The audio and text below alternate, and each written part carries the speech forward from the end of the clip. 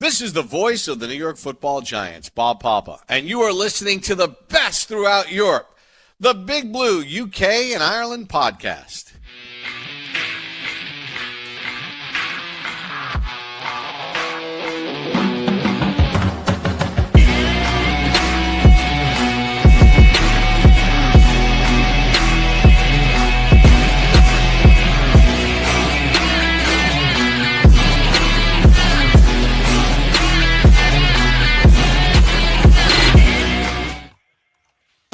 Welcome back, Giants fans, to the latest edition of the Big Blue UK and Ireland podcast. As always, we are proudly in association with Annie's Man Club.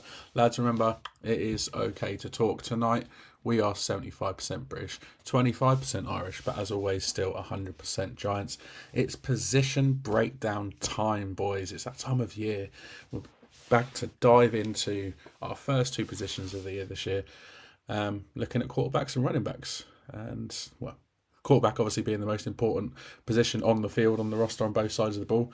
And I'm joined by Kev, by Aaron, and by producer Craig to chat through what is a very different looking quarterback room, and one or two additions in the running back room as well. So, lads, how are you doing?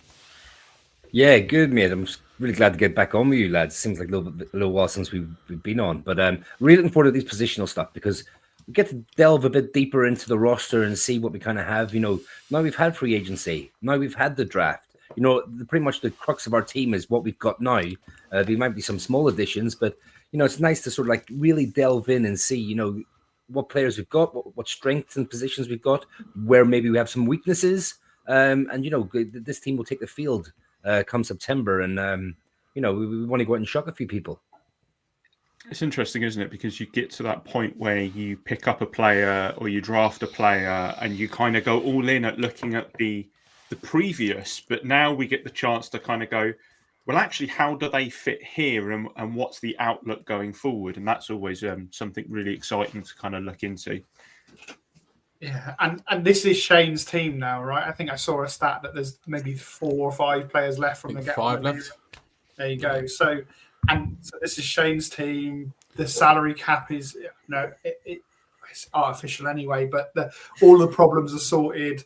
You know, this is the team that we're building up now, not having to deal with the legacy of what we had on the team that wasn't good enough. Yeah, that so-called legacy that wasn't really a legacy. It was just a legacy of shit, wasn't it?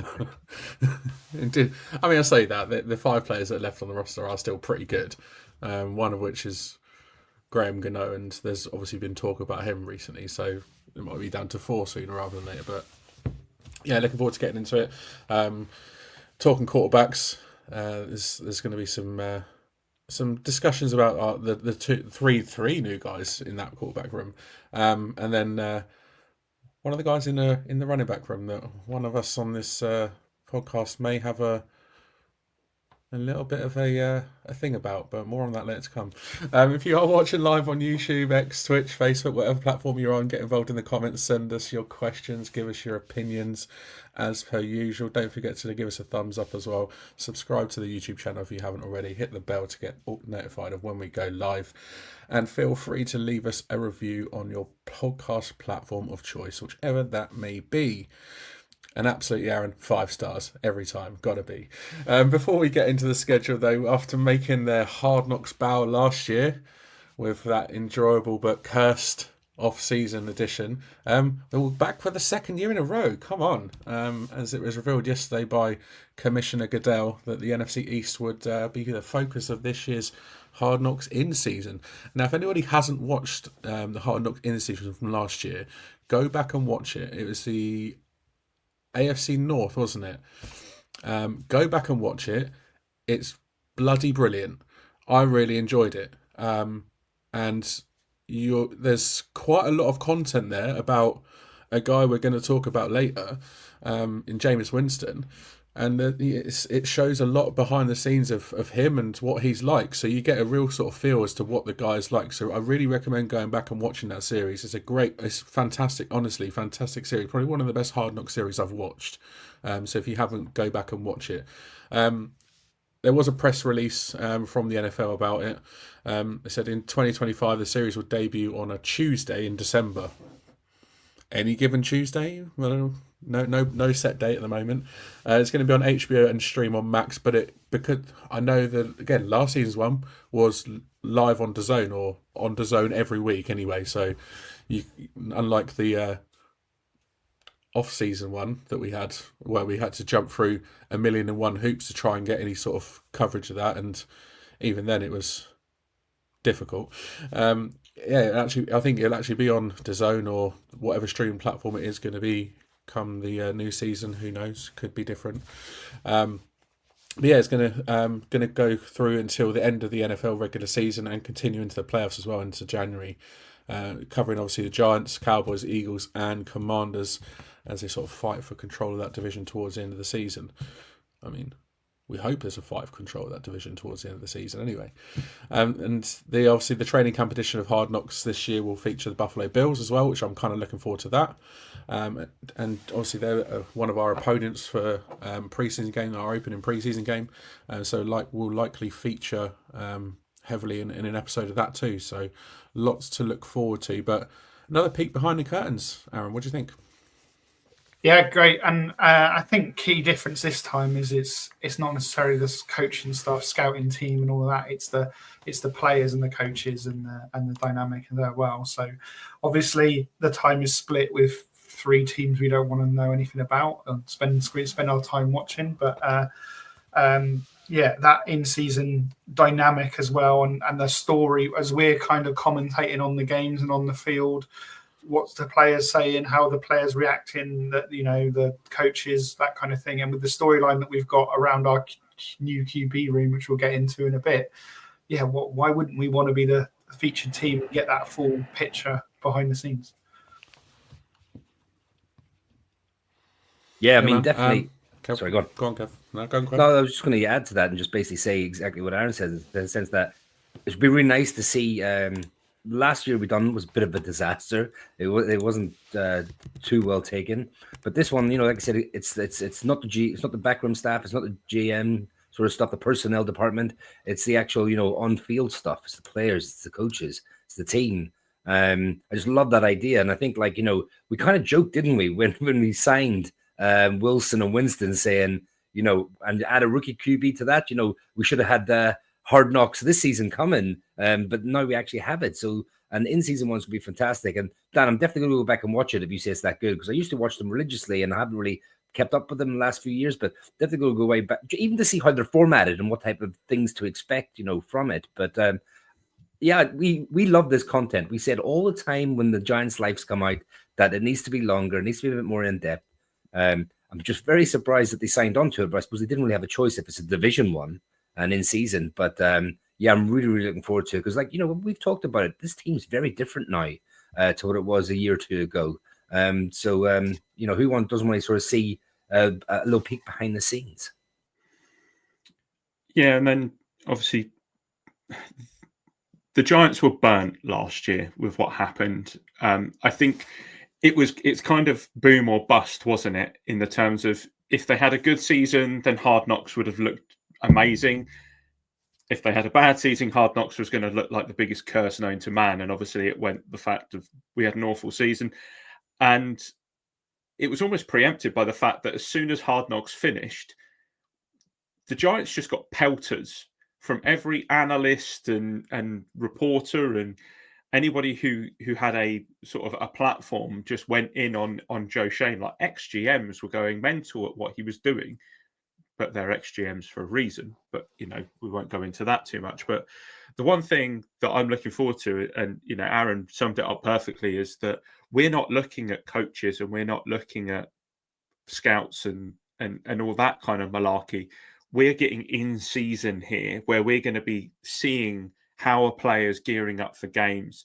How are they geeing each other up? How are they dealing with adversity if we're awful again and really sort of down in the doldrums of the NFC? Or what happens if we have a bounce back and we're like firing on all cylinders? How does that look? How does that look with the camaraderie between players? So I think that it's a very, very different proposition than what we got last year, and obviously very different than what you get during training camp, where it's like, oh, look at this player's house and his family kind of thing. We're not going to get any of that. It's just going to be hard-hitting action from start to finish. There might be a little bit of sort of like behind, like away from the team, but a lot of it is focused on what's going on at the time in the team. It'll probably be like a couple of key players.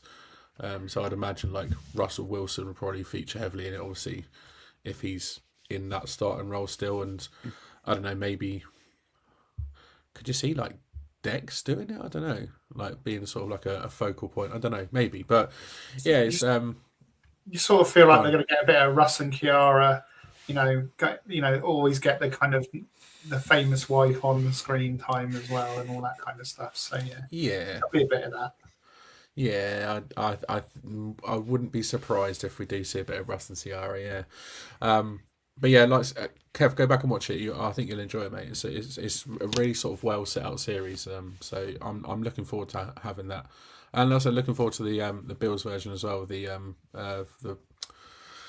training camp edition, which will be out sort of August time. So not actually that long to wait, really, is it? There's only a couple of months to wait because we're considering we're nearly in June already, so lots to look forward to with Hard Knocks. It's just nice to see behind those curtains, isn't it? I was looking on YouTube the other day and I saw it was the Patriots that releasing a series called Forged in Foxborough.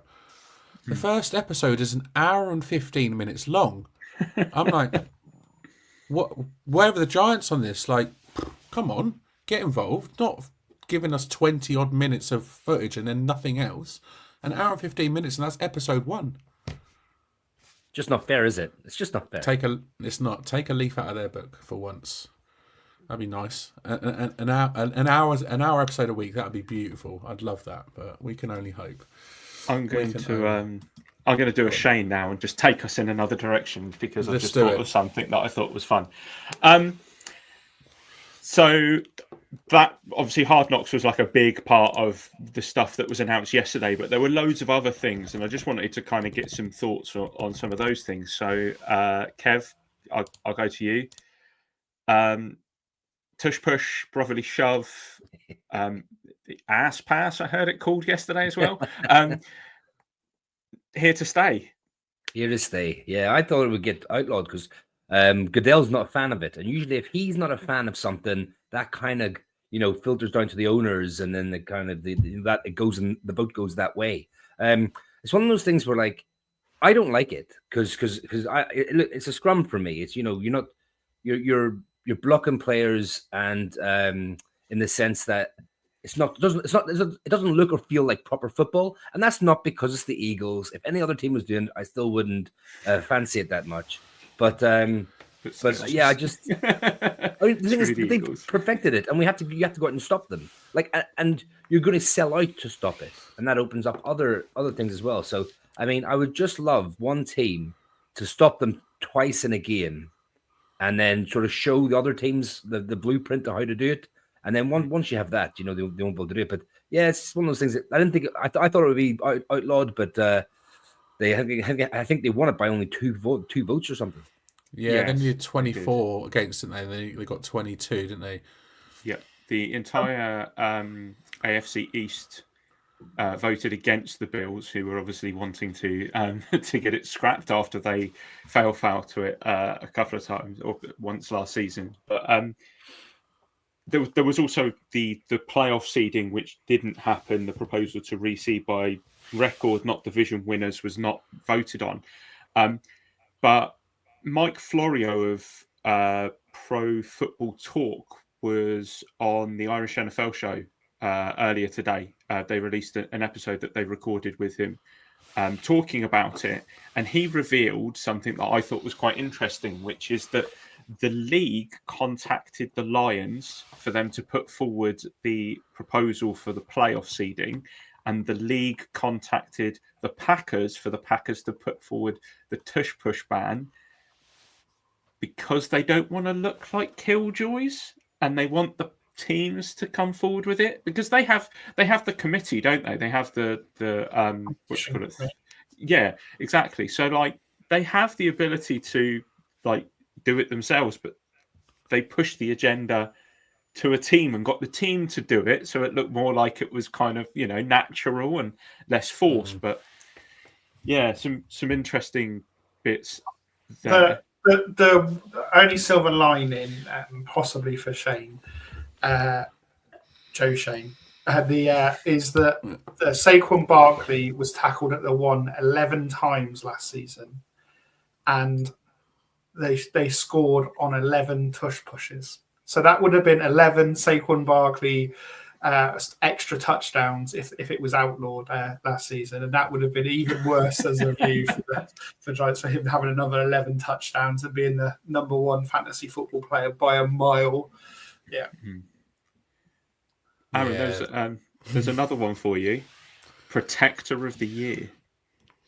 The league will now honour the top offensive lineman the NFL honours. You were we were talking about this yesterday in the group chat, and you were saying, was it? No, I think it was Shane. Obviously, Shane has to get involved with the offensive line. He can't help himself. But he was saying, like, how are they going to define that? Because you've got a massive, 5 players on the starting line per team. Then any others who obviously come in, and it's going to be an impossible one to try and figure out, isn't it? Yeah, I think I do struggle with how you single one player out, but how do you single out an MVP or a offensive player of the year and all these kind of things?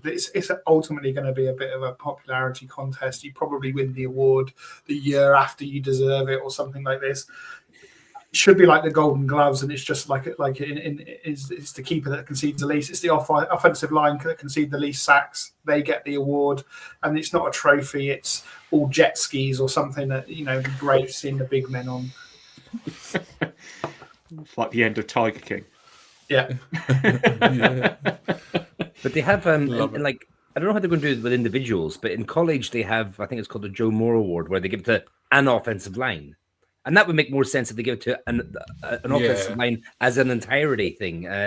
But I suppose like they're going to just have to get a panel of ex-offensive linemen, or they might discuss with D-line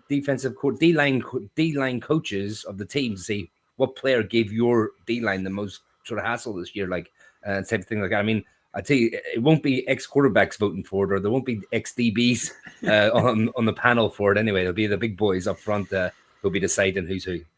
So it'll just be left tackle each season, won't it? It'll be a left tackle every single season. Well, the Cowboys right guard, Zach. What's his name again? The Notre Dame player. God, I can't believe I'm drawing a blank. Who? Sorry, Zach Martin, the one that's retired. Yeah, Zach Martin. Yeah. Like he went to the Pro Bowl every year. He was there, and he got like 8 or 9 All Pro selections and stuff like. So, there will be standouts, but it is an interesting one. It's nice to see the big boys get some love. And then there was one other rule change. Teams can now attempt an onside kick any time in a game as long as they're trailing. And the kicking team lines up 1 yard closer. Oh, okay. So So you still have to go 10? Yeah, I'd imagine so, but yeah, I'm not quite sure how that worked. So they took away the run up on kickoffs, right? So before you used to be able to start 5 yards away from the where the ball was being kicked from and run up as long as you were behind the ball being kicked. So now they said that you have to stand on the 1 yard, maximum 1 yard back. So there's no run up anymore. So by moving them up 1 yard, I think they're trying to counteract the fact that there was no run up. So that's the only way I can think it works. Can't see 1 yard making a massive difference, but player safety and all that, I guess. Yeah. I mean, does that scrap the whole you have to declare when you're going to kick an onside kick? Well, I think you will, because you have to line up in a different place, unless you can line up in a kickoff on all the kickoffs 1 yard further up. Yeah. But at least it's not just fourth quarter now. Yeah. You can do it whenever you want. Allow New Orleans Saints to begin to kick off the second half of the Super Bowl. Exactly. Yeah. Were they trailing then? I don't know. I can't remember that. I can't remember that far. I think they were. Anna will probably know. Yeah. And I guess the one last thing before I let us move on and stop taking over from Dan's hosting job here. Crack on. Brian Burns has been restructured today, obviously because we've signed Carter. We were talking about potential cut candidates and whether someone like Nunes Roches or Graham Gano, or maybe even a certain running back that we talk about later, could be at risk. But we've obviously gone down the partial restructure of Burns. It's weird. I think Spot Track was saying that it was 16 million was like the minimum, and then over the cap was saying they could go up to 21 million, but the Giants have hit it on 10. So I think Spot Racks is limited by what they estimate a team would do, as opposed to letting you do it granularly. But yeah, 10 million leaves space for them to do it again, I guess, later on in the offseason if it's necessary. But nice to see Abdul Carter under contract now with his God knows how much he got. Does anybody know the number off the top of their head? It's like 45 million, isn't it? Yeah, Fully guaranteed. 22 was signing bonus, something like that. Yeah. So obviously that cash goes straight in the bank account for the signing bonus, and the rest, the salary goes in per game. So yeah, nice. Rookies like to get their deals done early when they're, obviously NIL's changed that a little bit. They've got a lot of the top rookies have got cash in their pocket already. But yeah, back in the day it was coming out of college where they couldn't earn any money and they're going to get a 50 million contract. When can I get any of that in my bank account? At least no one's doing a Shamar Stewart either, who is currently holding out of his rookie camp at the Bengals because of verbiage in his contract. Because obviously, money-wise, there's not a lot that they can do because it's all set. It's all set by the NFLPA, isn't it? Via the deal. So that's bargaining. And while we're talking about contracts a little bit as well, don't forget Micah McFadden, Bellinger, and Cordell Flott. They're all coming into the final year of their rookie contracts, and the three of them met the escalators. So they were due 1.1 million this year, but because they met certain playing time and performance indicators, all three of them are getting 3.4 this year. And pretty much all of that can be saved if cut. So it's just just a note. So it's Flott, Bellinger, and Micah McFadden. They met the escalators, so they went from 1 mil to 3.4. So decent little upgrade for them. Yeah, big time. I wouldn't complain about that, would you? No, well, Joe Sheehan's shown in the past that he will go to players and ask for pay cuts. So he did it with Slayton. Do you remember when Slayton was on his last of the rookie deal? He says, I'll cut you or you take a pay cut. He did. He tried it with McLeod, and McLeod stood pat. And then he ended up getting cut. So it'll be interesting to see how he approaches these three players this offseason. Yeah, we'll keep a close eye on that. We'll see what happens. But yeah, it's good. Obviously, good that Burns has restructured his and allowed Abdul Carter to bank a massive wad of cash. Imagine seeing that amount of money go into your bank account, just bosh. Yeah. Third name was a 29.5 signing bonus right now. There you go. In your skyrocket. It's ridiculous. But you just note as well, Burns doesn't make money, doesn't lose money. It has zero effect on his actual finances. It's just an admin tool to shift money around for salary cap purposes. Yep. Yeah. And Joe Shane seems to be good at that. He loves a little bit of a restructure, doesn't he? All right then. Moving on, we're going to start getting into our positions. Looking on our current roster and starting off, like I said, with the most important position in football. It's the quarterbacks. I said a drastically different looking quarterback room compared to this time last year. Aaron, let's get dangerous. Yeah. So Russell Wilson, 36-year-old, former third-round pick, and was Rookie of the Year in his class. Comes by way of Seattle, Denver, and Pittsburgh. He was also drafted twice in the MLB draft, once coming out of high school and once coming out of college. and most recently appeared for the Yankees in spring ball in 2018. So dual sport athlete that was kind of up in the air which one he was going to commit to, and when he kind of sort of realised he was going to get a decent draft spot in obviously third round, wasn't a first round guy like Kyler Murray was when he came out, but third round was decided to pursue, and good job he did, because his second season he won a Super Bowl ring with the Seattle Seahawks. 46 over 46,000 passing yards, 350 passing touchdowns, 111 interceptions, so a decent touchdown to interception ratio.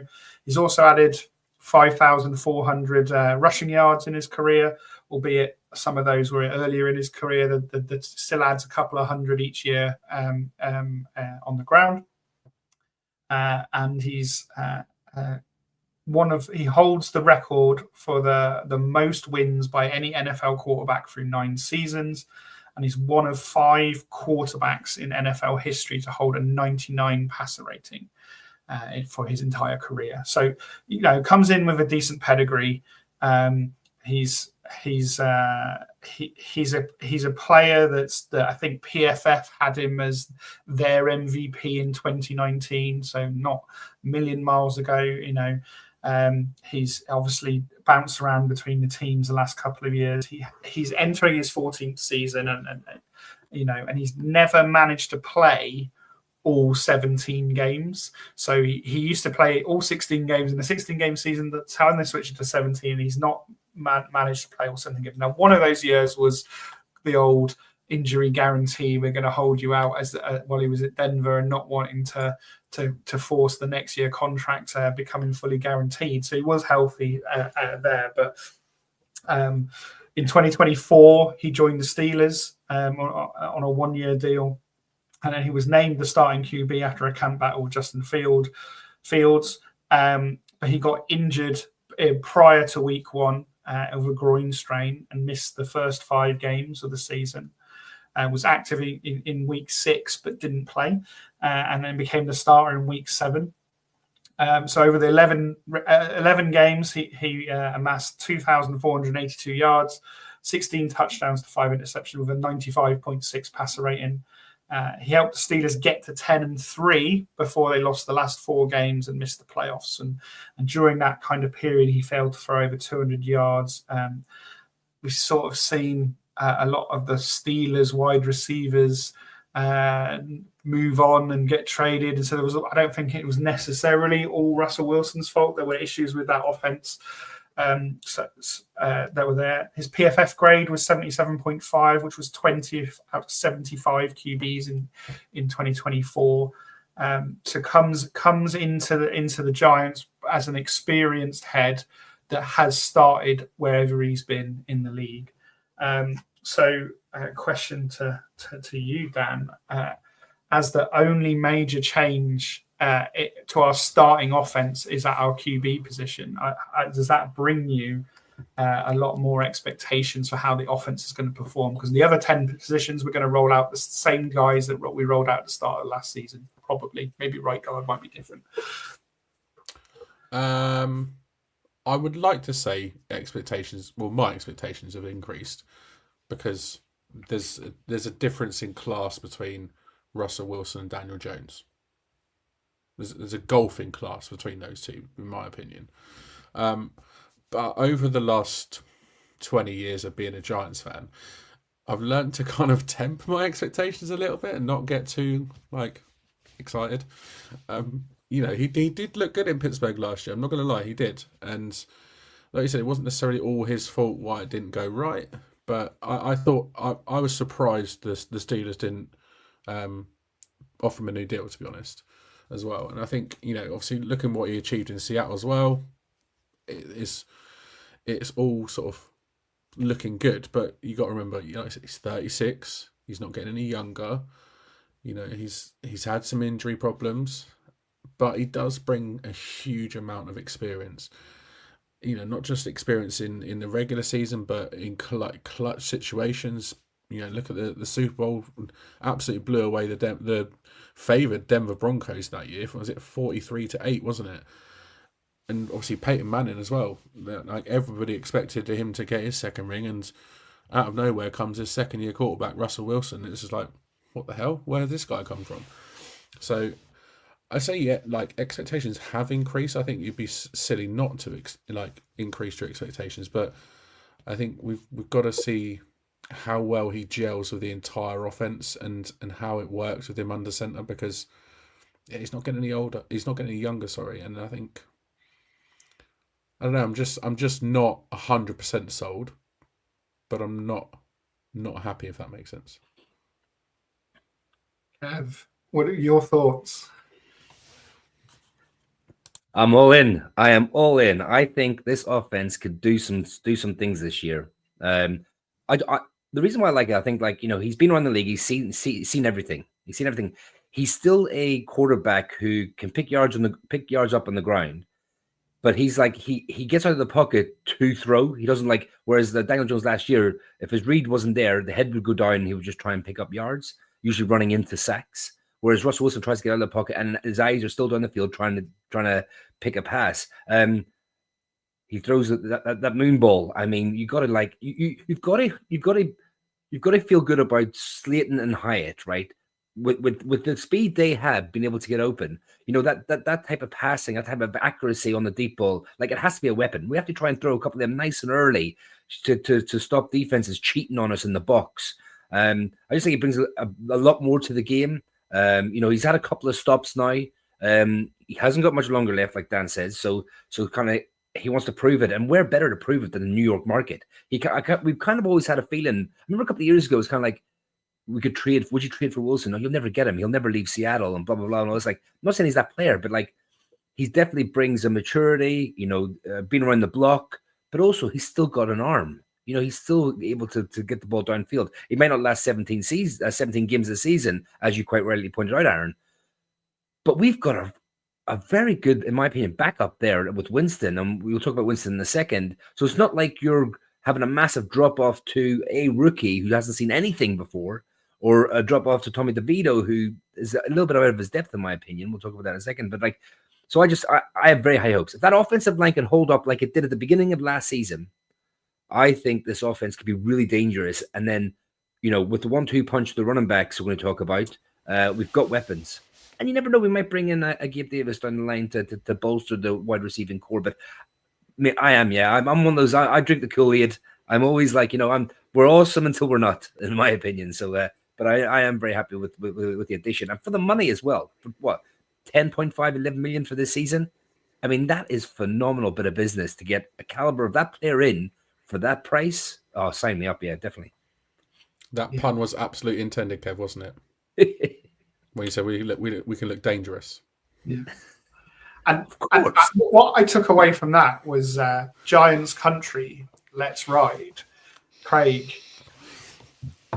your thoughts on Russell Wilson and the hope around that he brings to the offense?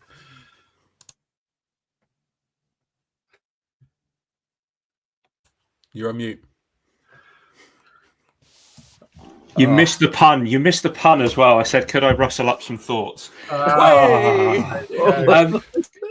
One thing that was interesting was we were talking about the wide receivers and how, if you look at Slayton, Neighbors, Robinson, Hyatt, obviously potentially is going to be able to take advantage, you would hope, of somebody who could throw a nicer deep ball than a certain previous quarterback, and Gabe Davis if he comes in. But you look at the weapons that Russell had last year. I'm just looking at their depth chart from the 27th of November here. So towards the end of the season, when they went on that really bad run and started to slide. George Pickens had his issues as Kev rightly did there. A little bit mental. Fit in well at the Cowboys where he is now. But he had his issues in Pittsburgh massively, and it didn't look like they trusted him. Let's put it that way. And then you've got Van Jefferson and Calvin Austin III. Like, that is, let's be brutally honest, those two probably don't get to back up our third string wide receiver. Like, they're not even the fourth string wide receiver. They're probably fifth. So not ideal. They did have Pat Fryermuth, which you can argue is probably an upgrade on what we've got. We've got, year 2 Theo Johnson, who you could probably say is still a little bit green after missing, a big chunk, injured, and Bellinger, which we have no idea really what's going on with him.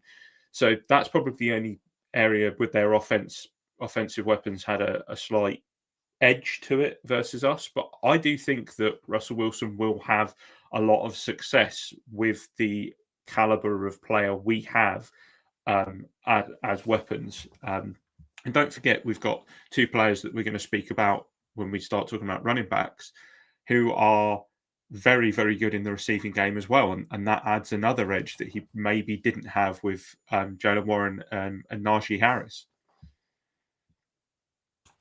Yeah, I mean, like I said, on the face of it, you got to look at where we were last year compared to where we are now. Daniel Jones, Drew Lock, Russell Wilson, Jameis Winston. I know where I'd rather be. I do think he's going to be a positive change for sure. I do, and him and obviously Winston as well. They just scream ideal mentors for Jackson Dart. Just absolute ideal. Those two combined, the amount of experience those two have combined, how could you not learn from them too?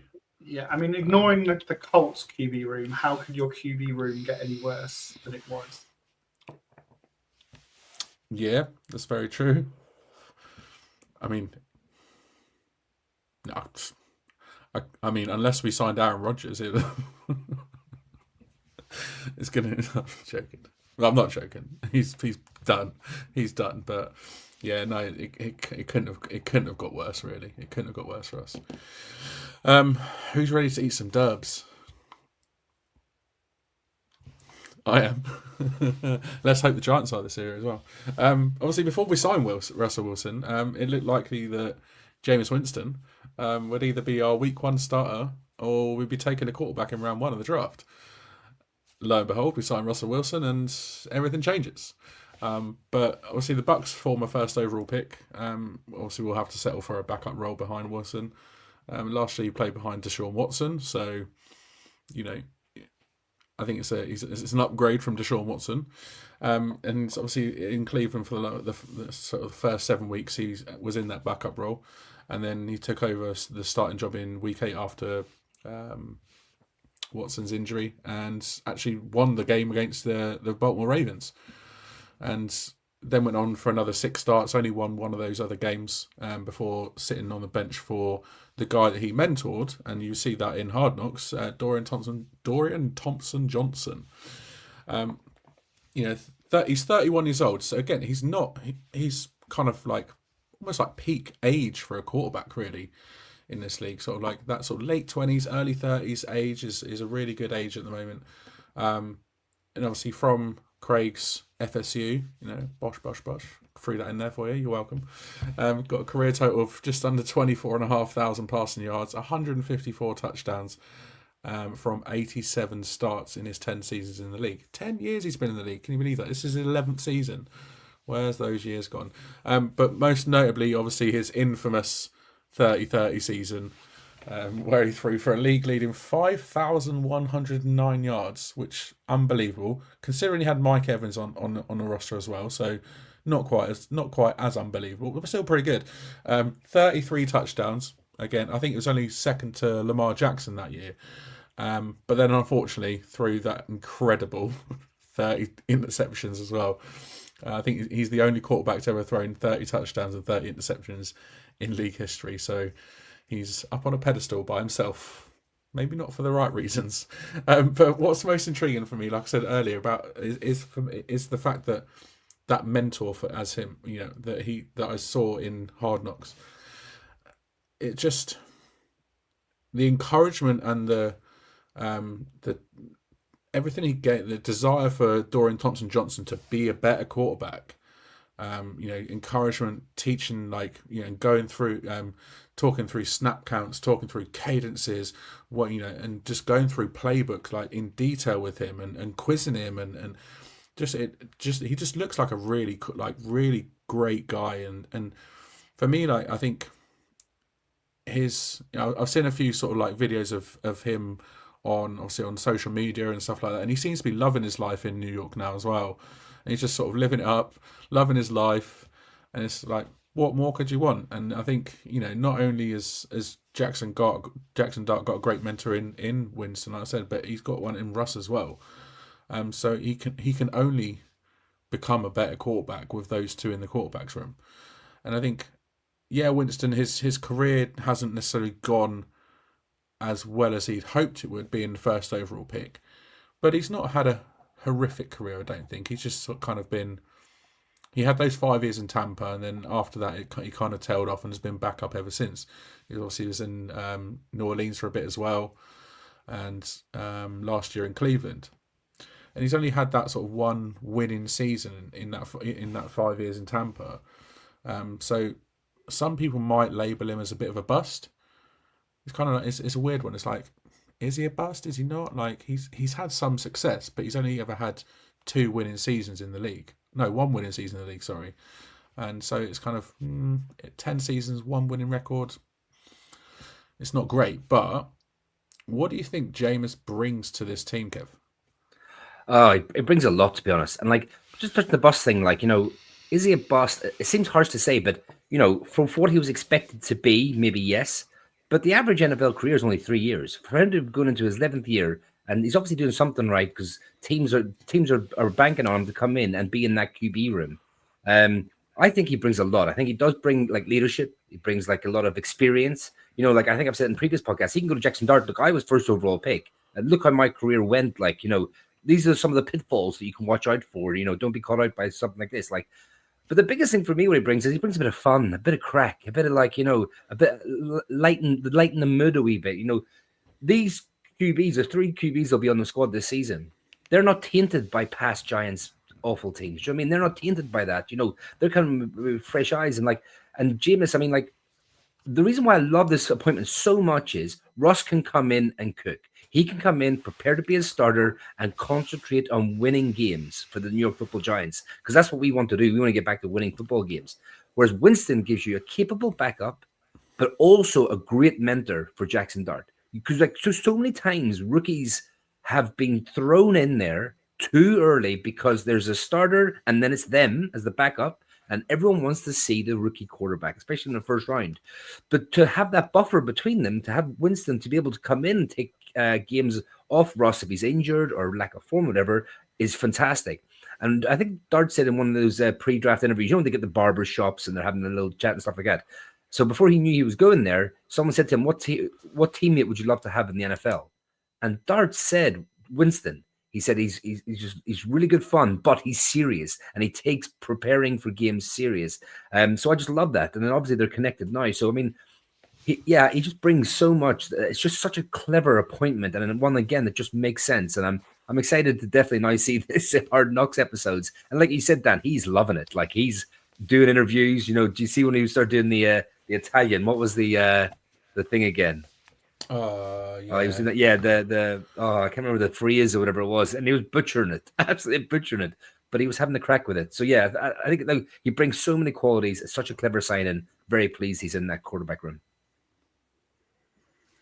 Craig, what are your thoughts on Jameis? I think boom or bust is how Jameis Winston has kind of run his career, even in the early days when he came in back in 2015. And I don't think anything's changed. And I think you can kind of see what kind of a person Jameis is in the fact that it hasn't gone the way that he wanted it to go. When you are drafted as high as he was and you come out with the aura, and I think that's a very good word to describe Jameis Winston is aura. I don't think it's gone how he would have hoped it had gone. But then again, I think until Tom Brady came into the Bucs, you could quite easily turn around and say that Tampa Bay setup is as bad as what maybe Caleb Williams went into at the Bears. Like, he wasn't set up for success. And that's the problem that we have in this league a lot of the time, is that rookies come in with all this hype and they have to land in the right spot. Otherwise they're screwed. and I don't think the Bucks was the right spot really for Winston. If you look at what Baker does now at the Bucks, that's kind of what Jameis did. They play a kind of similar game in very much like the gunslinger kind of attitude. So if you put Jameis there now with the coaching staff, it probably works. So it's just finding the right balance. But boom or bust is basically what Jameis is. And I think you'll probably see that if he was to come in. Let's say Wilson gets injured early. I don't think we're going to throw Jackson Dart, into the fire straight away. So you're likely to see Winston in games. Is he going to do something ridiculous and get a 68-yard touchdown where it literally lands in the end zone in the receiver's arms? Probably. Are you going to see something where he throws it into triple coverage and there's not even a wide receiver in 30 yards? Yeah, we might see that too. But that's the kind of player that Jameis Winston is. But will it be entertaining? Yeah, probably as well. We'll probably have a laugh. When was the last time we had a laugh whilst losing? Doesn't happen. No. Maybe when Daniel Jones tripped himself up? I don't know. That's the only other time I can remember. No, that was absolute facepalm time, wasn't it? So that's just. I think you just have to accept that you're going to get brilliance and idiocy at the same time, and that might just be what happens. Yeah, and I think one thing that really stands out as well is his contract, $8 million over 2 years. I mean, we paid Drew Lock $5 million for a year's contract last year, so it kind of it just makes you wonder why did we pay Drew Lock $5 million for a year when we've got a better quarterback for less money? Aaron, Jameis Winston. Yeah, and I think the contract and his own attitude, he accepts where he is in his career. He's come in on backup money. He's happy to come in and be the backup. He's happy to be playing football. He's happy to take the pressure off the starting QB and be the guy that goes and speaks for the team and this, that, and the other. He is, the ideal backup. He's the 2-year deal is perfect because if you think maybe the master plan was always to bring in a star, him as a backup and a rookie, he's the continuity in the room into next year, along with the rookie, which you would expect to start indefinitely in year 2. And if early in the season there's an injury in the middle of the game, you turn straight over to him and push him in and go, right, Jameis, go and finish this game off. Maybe you have to start next week. But you don't have to force a rookie to take his first snap in the middle of the game where he hasn't prepped to be the starter or anything like that. He's the guy that you bring in and that you think you just go, right, we'll hand over to this guy. We'll have an amazing game. Neighbors will catch 250 yards worth of passes and 3 touchdowns. And if I know Jameis Winston is starting, I'm getting the day DFS up and I'm starting Jameis Winston and Malik Neighbors and I'm not even going to worry about it while I win me all the money. So he is who he is. He's a backup. He's not the guy that you will turn to if Russell Wilson isn't the guy we hope he is and he's not playing well. He's not necessarily that you're going to turn to Jameis Winston. At that point, you turn to Jackson Dart and go, well, let's get something out of this season. But if you need someone to come in and fill in the game, if there's an injury early, he's the guy that you turn to. Also allows you to spend all week or at least the first half of the season in practice. Jackson Dart doesn't necessarily have to come and game prep. He can spend all of his time developing as a QB, developing in the offense, not having to specifically learn a defense each week, and they can spend all the time in it. Jameis Winston comes and does the learning of the defense as the backup, as the emergency option if Russell Wilson goes down. So I think it's a great QB room dynamic that we've gone and set ourselves up with, and all for less money than we were paying the previous quarterback. Yeah, when was the last time we could say we were quite satisfied with our quarterback room? Eli Manning and Kurt Warner? And that was 20 years ago? Yeah, mad, isn't it? Mad. But yeah, it's looking healthy. It's looking good. That's and it can only be positive. Kev, let's look at the new kid on the block then, Jackson Dart. Jackson Dart, eh? I mean, I've said it so many times on here, and I'm going to say it again. It's my dream. It was my dream scenario to get one of the two big blue chip players up top, and then come back in and get Jackson Dart. I mean, I love the pick, and we've talked about the situation, and Aaron's absolutely right. It's the perfect situation for him. You know, he just come in and just learn to be an NFL player without any sort of stress or like, you know, any sort of like worrying about getting smashed every week. He can come in and instead of learning on the job, he can learn before he plays a game. Just talk about the numbers quickly, the cap numbers. Like, so he's going to sign a $17 million contract with a $9 million signing bonus. And his cap hits for the next 4 years is $3 million, 3.8, 4.6, and 5.4 million. And then obviously, because we got him in the first round, we got that 5th-year option on him as well. So, you know, trying to build a team around a quarterback earning that type of money, you know, it's a picture in a great place if he's the player you believe him to be. Some of the stats, you know, started off at USC, you know, that's where he went first. But then Lincoln Riley came in and brought Caleb Williams with him. So obviously, you know, he decided then to move on because it wasn't sort of his coaching staff that recruited him. So he went to Ole Miss. Was it 22? He started 13 games. We have passing completion percentage 62.4, 3,000 yards, 20 touchdowns, 11 interceptions. 23 played 13 games, 65.1 percentage, 3,300 yards, 23 touchdowns, 5 interceptions. And then this past year, played 13 games again, percentage 69.3, 4,200 yards, 29 touchdowns, 6 interceptions, and was all SEC on the all SEC team. So, like I mentioned before, like I love that progression, that just getting better. You know, I won't go into all the scouting of him because we talked about it that extensively, but like, you know, he's just someone who gets it as well. You know, he just seems to be like a player that wants to progress and be great, and he loves football. And it kind of that theme has been from these last 2 drafts, especially this one. It's like we're picking up players who love football. It's not about the glitz and glamour, and that's nice to come along, but they just want to work hard. Like, you know, he goes out there and plays the quarterback position like a linebacker, putting his body on the line. You know, he does need to learn to slide and get out of bounds, but you know, he will go out there and try and leave everything on the field for you. And that's what you want. I mean, like the 3 quarterbacks we've got now are definitely not afraid to throw the ball down the field. Like they will absolutely sling that ball, that pigskin down that field. Whereas for the last years with Daniel Jones, you know, he was so tentative, I found, and he sort of was playing not to lose. And you can't, like quarterback, you can't be like that. Jackson Dart plays to win.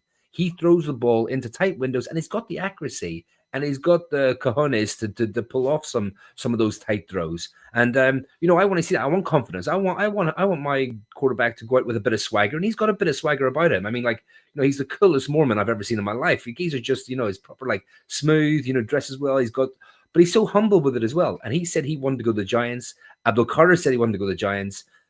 I just think, you know, those 2 could be cornerstones to build this team on. And again, Aaron said it's a perfect quarterback situation in the sense that Russell Wilson goes out, beats the starter, tries to win games. Winston mentors, comes in if needed, and Dart can sit for as long as they need him to. There's no need for him to come in. And of course, we'd love to see him come in and play early, but I don't want to do that at the detriment to his long-term career.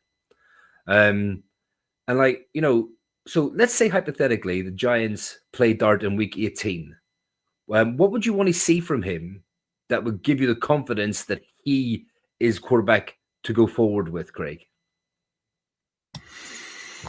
It is difficult to say because obviously I don't watch a lot of college tape as much as maybe you or Aaron or Shane does. So I'm not able to really pick up on the nuances that maybe he needs to straighten out throughout college.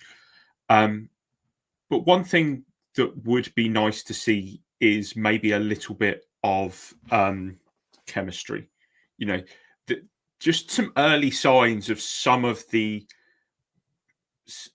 relationships starting to build. Now, let's be honest, if he's coming in week 18 he probably hasn't taken many first team reps or maybe even second team reps. So maybe he's not going to be as used to the personnel that are out there. But we know what the NFL's like. We know that injuries happen, and there could be a few players out there that he has played with a little bit, that he will have some kind of, just a safety net, shall we say. Obviously, we're going to cover wide receivers next week, but there is a Ole Miss wide receiver who is one of our undrafted rookie free agents who could end up finding his way onto the roster or at least onto the practice squad as a safety net kind of player for Dart in that last game, who could quite easily be called up if that last game means nothing, can just go, hey, just try and help your mate out a little bit. We've brought in an Ole Miss centre who may or may not end up on the roster or the practice squad as well, who could also help him, because I think, Kev, you said it before, he's got a similar snap style to what JMS does in the terms of the dead ball snap as opposed to like a more conventional. So I think all we need to see, this sounds really stupid, but what we need to see is not what we saw last year. We just don't need to see Daniel Jones, and I think a lot of people will probably be happy with that. Yeah, definitely. I mean, so Aaron, what would you like to see if he sees the field at all this season from Jackson Dart?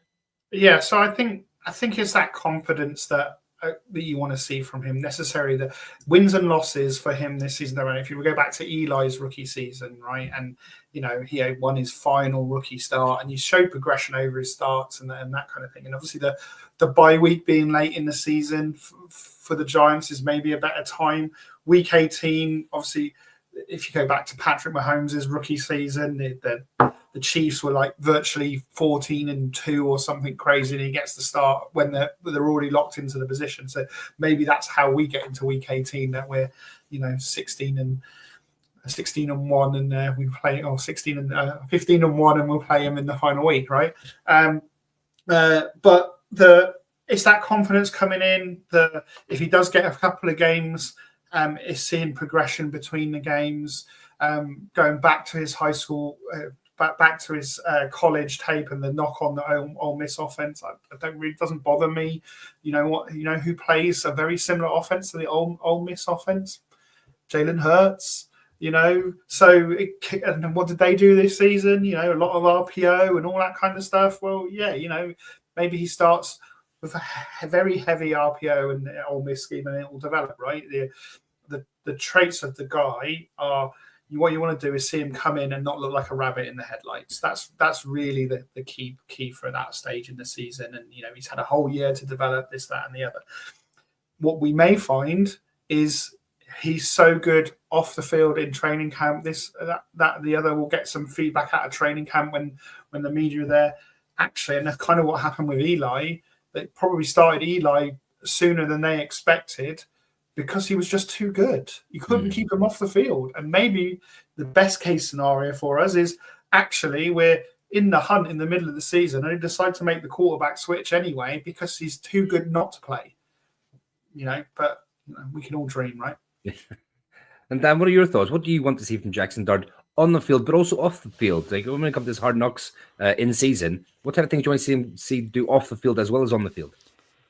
On the field is simple. Is anything that doesn't look like Daniel Jones. Just anything. But yeah, I think Aaron, you touched on it as well there. To not look like a deer in headlights, because Daniel Jones in year 6 still looked like a deer in headlights. So yeah, but off the field, I want to see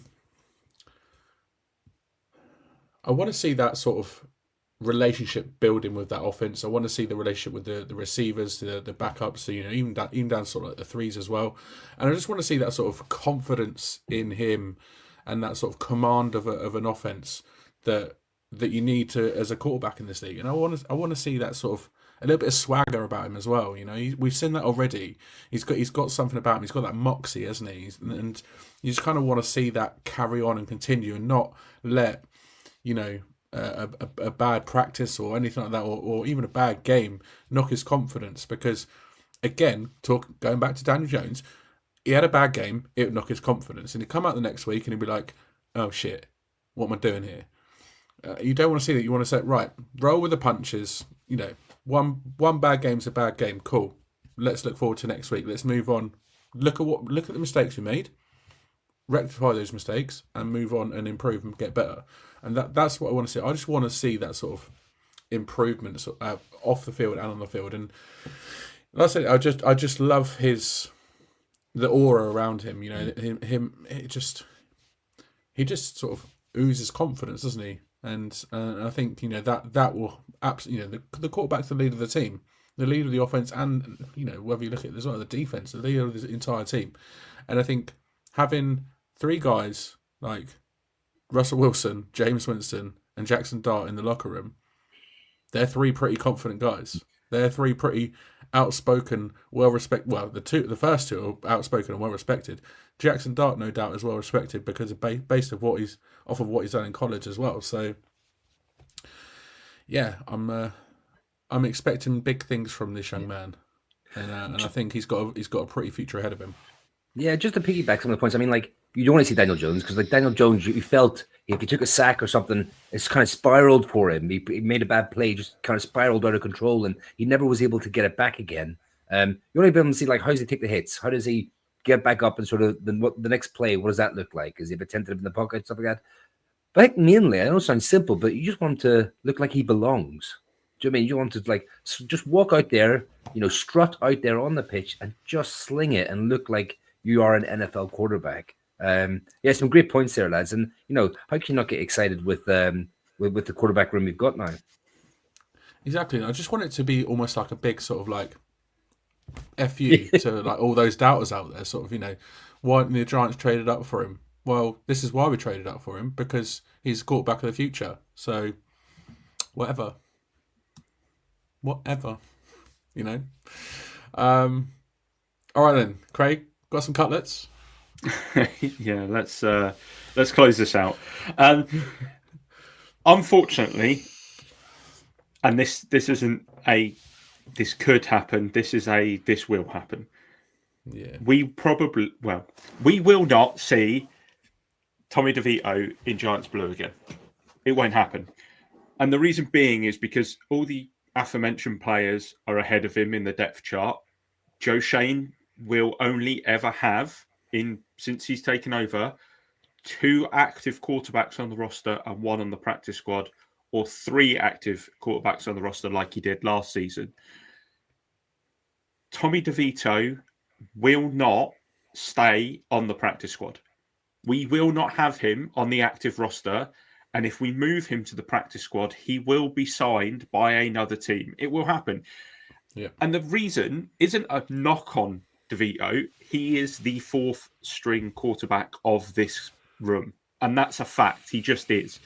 But he is an undrafted rookie free agent who came in as kind of like a bit of a Cinderella story, I guess, in the terms of, oh, he made the team. That's nice for him. He's probably just a cheap backup.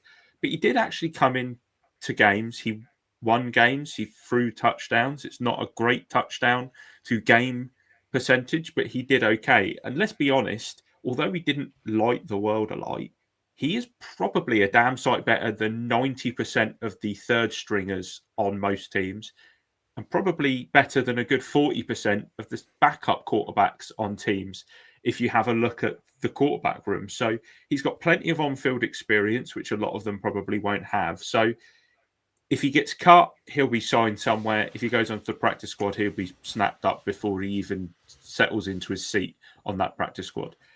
But he did all right for us. So you can't complain. He did what he needed to do. It was a nice story. We got some memes out of it. A few people probably made a bit of money selling some merchandise, but we move on. And his agent made a shit ton of money. Oh, yeah. For in those suits as well. He's actually the agent for Smith Marset as well. So it's not like he'll be leaving the Giants completely. He'll still be there for my boy. Your boy. Good lad. But I think I was thinking about this earlier. I think it would probably be more beneficial for DeVito to be cut and to be able to go to another team and have a training camp with another team. Because he knows he's 4th string. He knows he's not going to see this team. Surely he must know he's not going to see this team. So it would only benefit him to move on and have a training camp somewhere else and learn that have time to learn the offense, and maybe, you never know, sneak his way into a QB2 position somewhere. So, it's just a little food for thought. But yeah, I think the main reason you hold on to him is if we have an injury in camp and it puts someone out for the season. We saw that with JJ McCarthy last year in Minnesota. Or B, someone else has it and we can trade him and pick up a 6th or a 7th round pick for someone that needs to add someone into their thing, and he's put on good tape again in the preseason and this, that, and the other. It's got that's really the ideal scenario for the Giants, and he won't get cut. He won't get cut till the end of training camp anyway. Like he'll be a 53-man casualty essentially. Yeah, I know. But I can't see him making the practice squad because I think, like with the 3 quarterbacks, like you said, Craig, that you'll kind of taking a spot away from another position that may be more valuable in season. Do you mean to have someone there? 100%. Yeah, man. Definitely.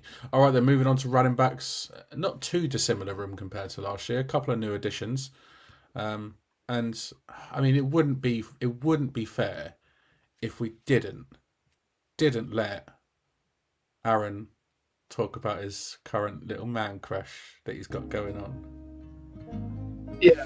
So, what more can I say about Cameron Scatterboo? Yeah, he is my top guy coming out, and not because he's the best player or anything else. He's just the guy that I wanted from the day I picked up the tape and started looking at him. He is smart, tough, and dependable, written right through his core. So 4th round draft pick, age 23. He set the record at Arizona State and the first player ever to go over 2,000 scrimmage yards. He ended up with 1,700 yards, 21 touchdowns, 45 receiving yards, 605 with another 3 touchdowns. And he finished his college career with 8 passes for 191 yards. And he also had 8 punts for 338 yards. So literally a do-it-all guy. He is a football player. He was also 5th in Heisman voting, so the second running back after Ashton Jeanty in the Heisman voting. And he also amassed 6,000 yards and 69 touchdowns in high school, winning a state championship. But he was considered a 0-star recruit with no FBS Division I offers. So he went to Sacramento State, where he even returned an onside kick for a touchdown. Yeah, so recovered it and returned it for a touchdown. He's also then was named an FCS All-American before transferring to ASU, where he had put on the great season that he did. And, I think everyone's seen the Texas Peach Bowl tape where he almost single-handedly took ASU through that game and the monster profile he had.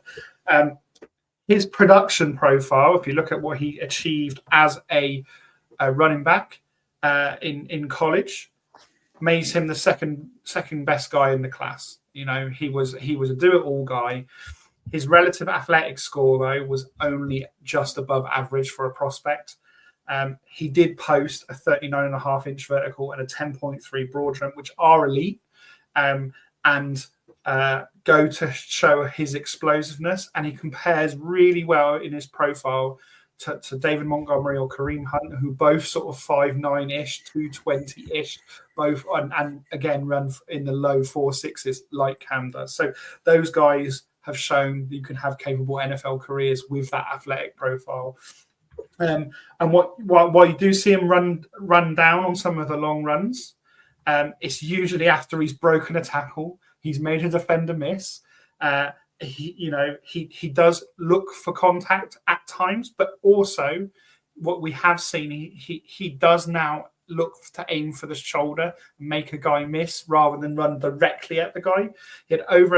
He nearly had 1,000 yards after contact, and that is a really good compliment to Tyrone Tracy. So Tyrone Tracy doesn't have a great yards after contact. Cam Scatterboo does. So the 1-2 punch is a really, really good. It was a really good compliment. I think you also get that tone setter with his physical. What you see in his pass pro though is he's inconsistent. He doesn't always pick up the blitzer right, and some of his framing isn't quite right. And I think he will start the season as the number 3 back for that reason. As in he's not necessarily got the pass pro. He's a great pass catcher though, so you will have him on receiving downs. And I was looking up some information on him. Sorry, I am not able to stand up right now because I'm very excited. But what you'll see is what was questioned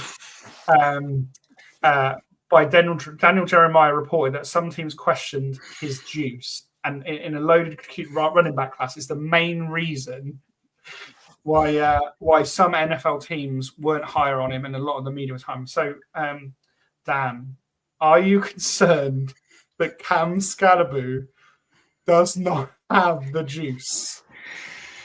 I'm not sure Dan can talk right now. Take it away, Craig. Oh, God. Yeah. Go on, Dan. Oh, God. Come back to me. Yeah, I guess from a prototypical point of view that everyone's looking for the fastest and the player who can hit the home run. He's not the home run hitter. That's just not his game. But what he is a tone setter.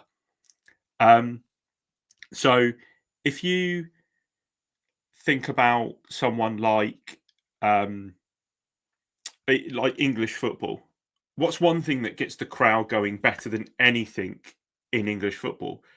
It's when someone smashes somebody with a big tackle and everybody gets G'd up in the crowd. So that's kind of what we're going to get with him, is that he is going to come in. He's going to see limited action on the field to begin with, but he's going to create buzz through himself by basically angry runs. That's the way you got to say it, isn't it?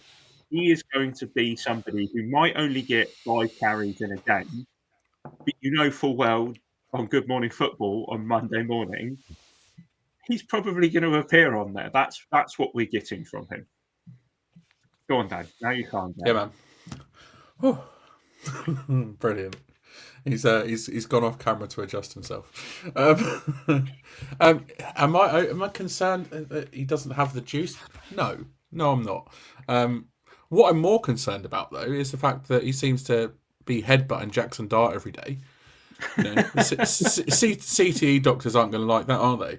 But I mean, in all honesty, like the proof's in the pudding. Let's see him in action first, before we make any sort of judgment on his juice.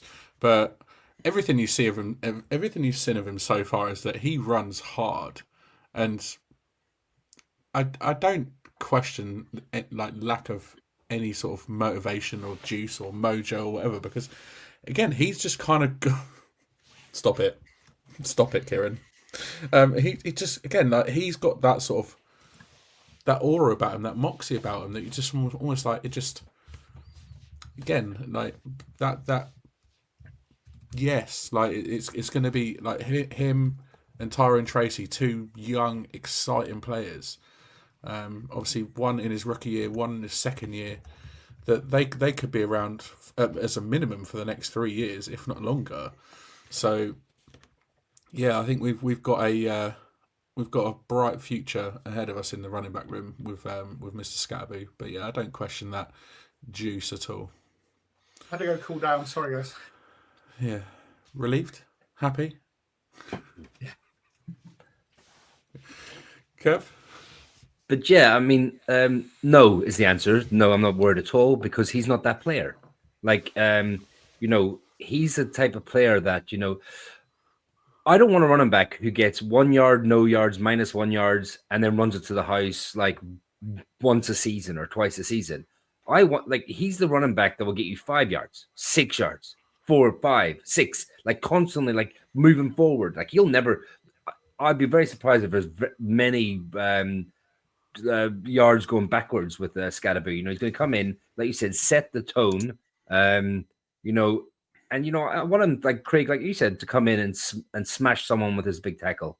Do you know what I mean? So like he can actually go forward and go forward and go forward and wear down a defensive line, like actually really wear them down, and that takes pressure off the QB then as well. If you're constantly getting yards going forward, too many times we were 3rd and long.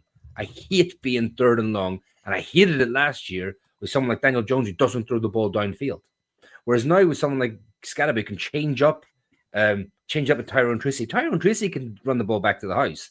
That's fine. He's that type of player. Whereas Scadaboo actually gets you forward momentum and forward yards and puts us on the front foot because, again, I'm too sick about being on the back foot on offense. He reminds me of what you were saying there, Kev, about, a player who is going to always get positive yards.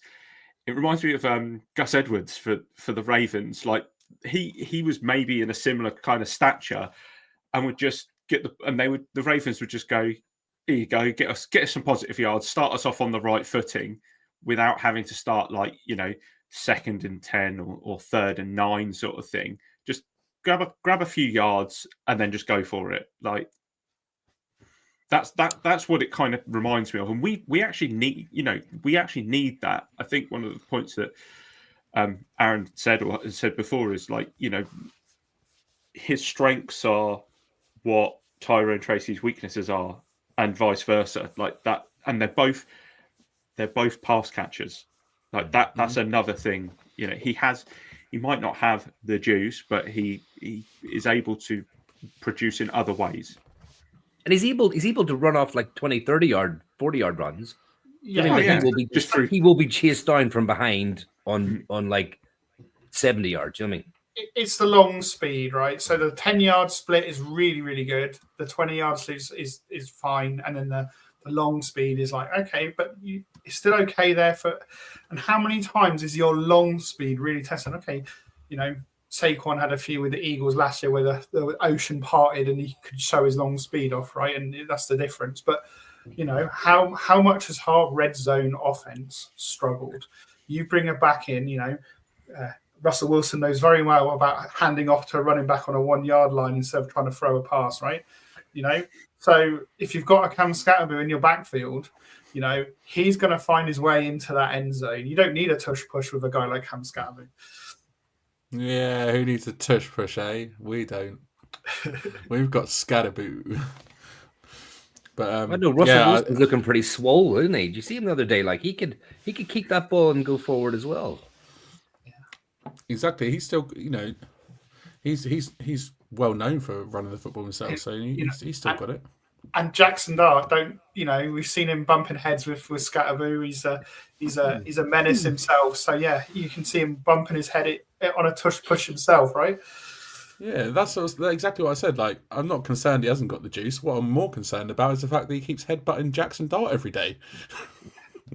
Well, I'm sure Dable's joining in the locker room as well. Probably is, but surely that shows he has actually got some juice and is like, just Let's go on to a virtual unknown, Kev. Yeah, I mean, I hadn't heard of him until we actually signed him and brought him in. I mean, that is Rashawn Baker out of Elon. His stats last year, they were okay. 183 attempts. 860 yards, 9 touchdowns. The Giants, as we know, like they showed interest in running backs. Like they had loads in for 30 visits, and they all seem to be a similar type. Like to Scadaboo and Rashawn Baker, in the sense that they were sort of like stocky, physical downhill runners. They ultimately the Giants went the Scadaboo route, which we all loved because what a steal that was. But we signed Baker to a to undrafted free agent. He's obviously, I think he's from New York. He's a New York native from Rochester, so he kind of came in on that local day. He's He was all state as a senior in high school. But yeah, I mean, like I said, he's 5'10", 218 pounds. He had a really good 10-yard split at 1.52 and 38.5 vertical. So he's put up some half decent measurements. Yeah, he's just one of those players that he's like I said, downhill runner. He runs over players. He's got really thick lower half.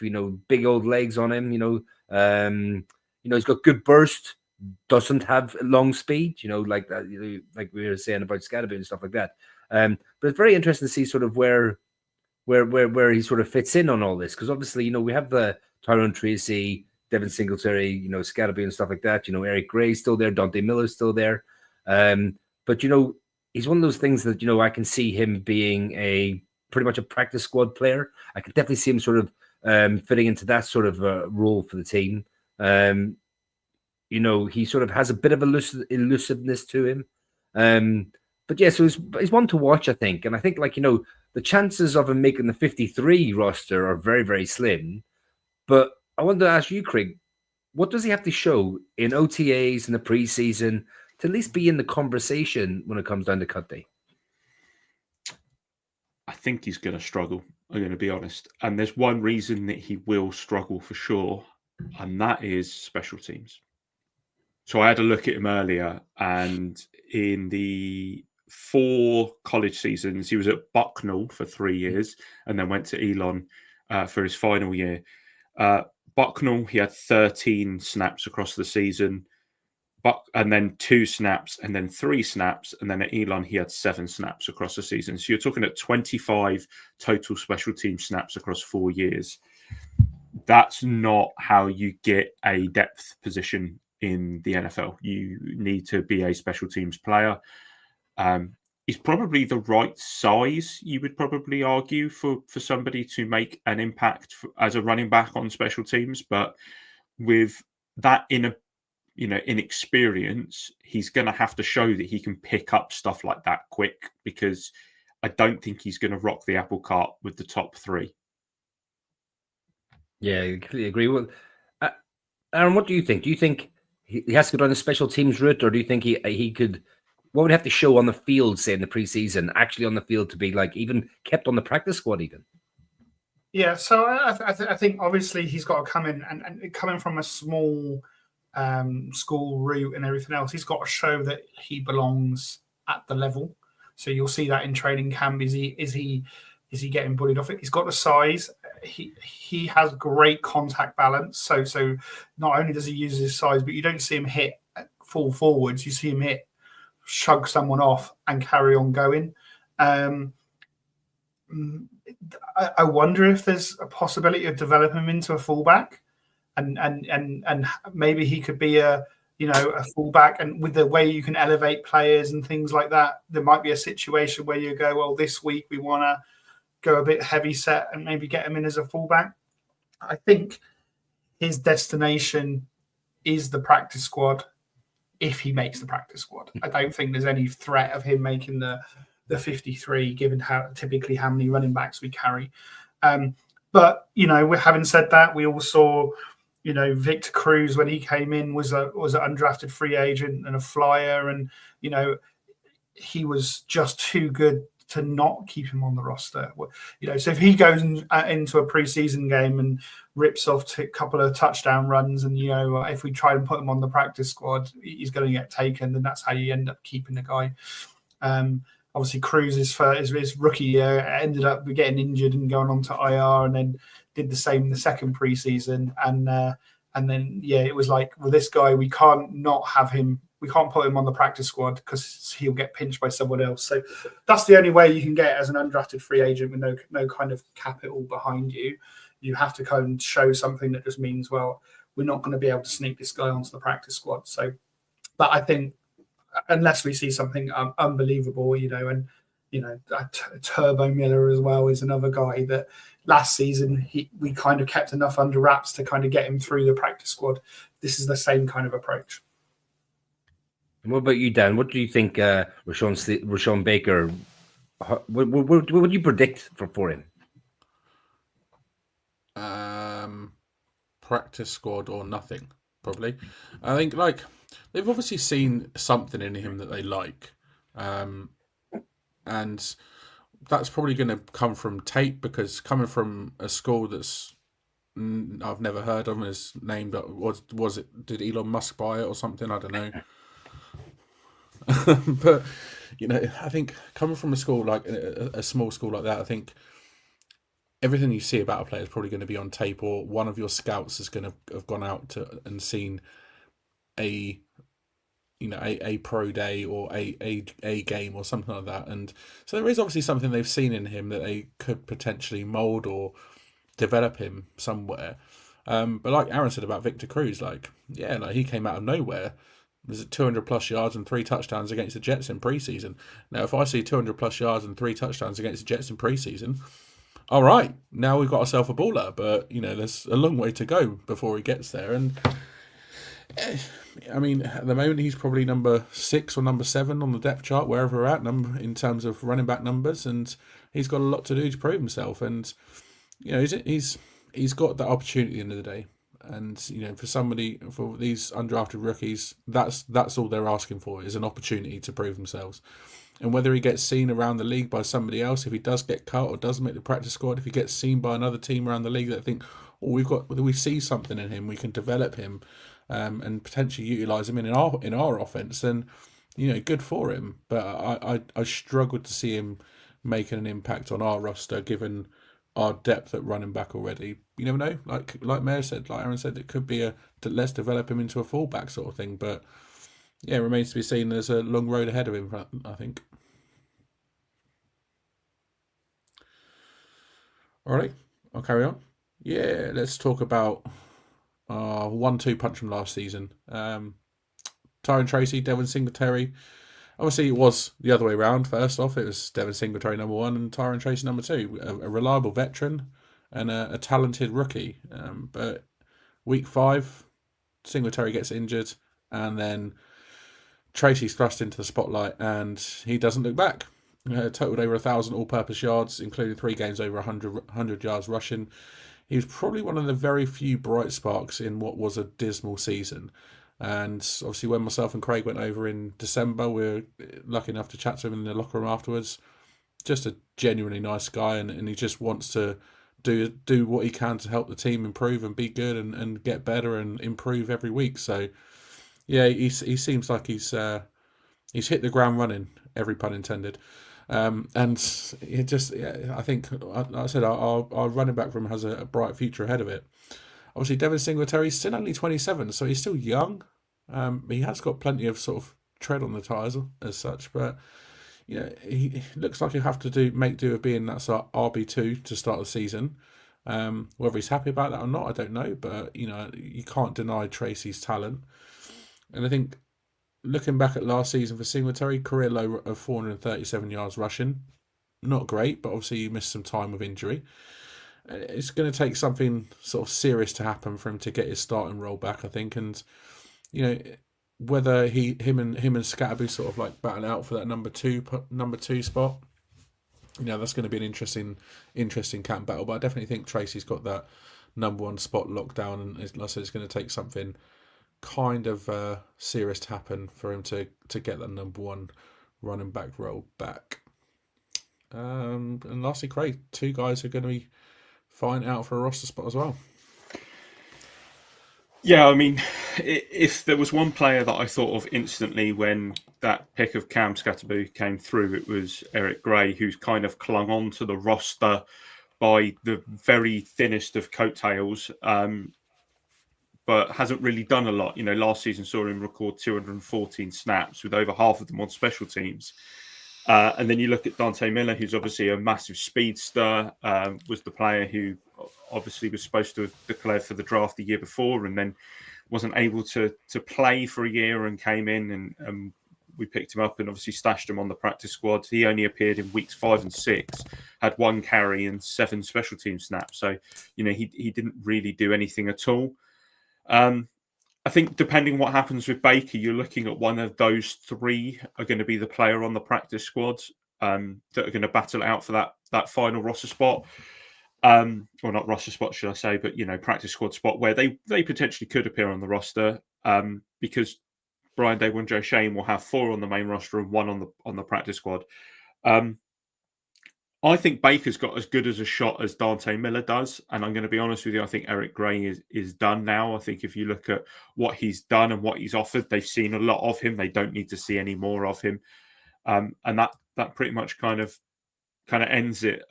I think that's a 3-way battle that we'll see in camp, and I think preseason games would be the kicker there, because the top 3 are nailed in. Yeah, I think it's definitely end of the road for Eric Gray and Turbo Miller. Let's see. He's only had one preseason, so let's. I'm hopeful for him. Yeah, there's our running back room. I said not too dissimilar to last year, but with a pretty good addition in Cam Scatterboo. Isn't that right, Aaron? Oh yes. Oh yes, feeling the love, and it's not even Valentine's Day. All right, unfortunately though, that is all we have time for this evening. We'll be back on Tuesday as we continue our breakdown of the offense, looking at the ever-growing list of wide receivers.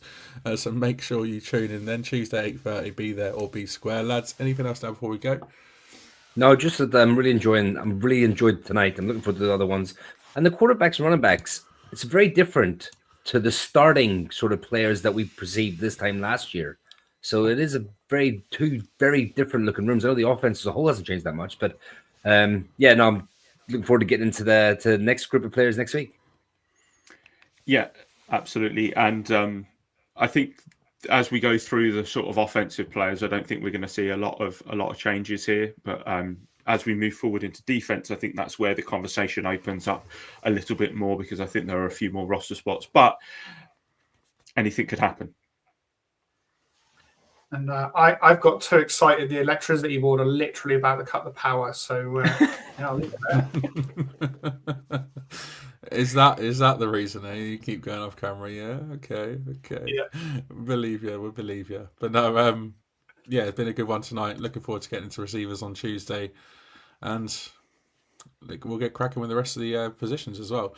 Check out all the socials for the latest news. Follow the links in the description to find where we are.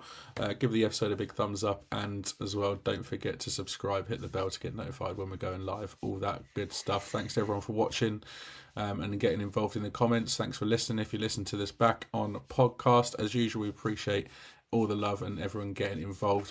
And my thanks as ever go to Kev, to Aaron, and to Craig for joining me. We're signing off until next time.